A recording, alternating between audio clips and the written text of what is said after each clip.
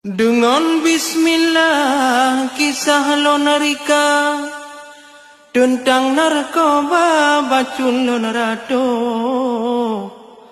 penyakit rakyat rusatan bangsa, wajib sedara tanya puji beok lonarinte tambah si banja ke kaum muda habalun putro, gelanto luntron jak rawon desa, lonjak bihaba dalam penyulo.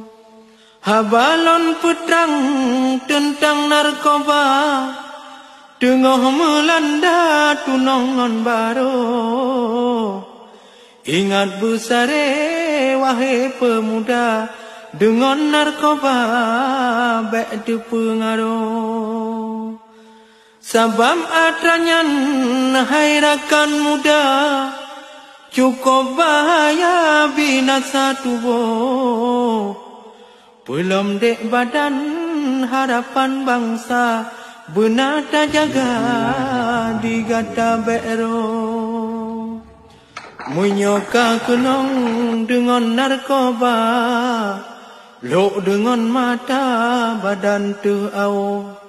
Narkotik obat cukup tan bahaya, generasi muda harapan putus.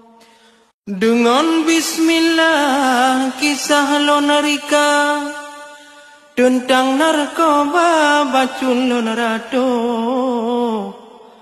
penyakit rakyat rusatan bangsa, wajib sedara tanya puji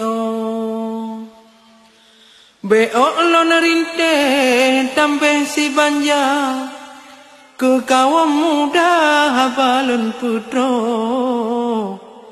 gelanto luntron jak rawon desa, lonjak bihaba dalam penyulo. Habalon putrang tentang narkoba, tengah melanda tunongan baru. Ingat besare wahai pemuda, dengan narkoba baik dipengaruh. Sabam atranyan hairakan muda, cukup bahaya binasa tubuh. Belum dek badan harapan bangsa, benar tak jaga digata bero. Menyoka kenong dengan narkoba, lok dengan mata badan tuau.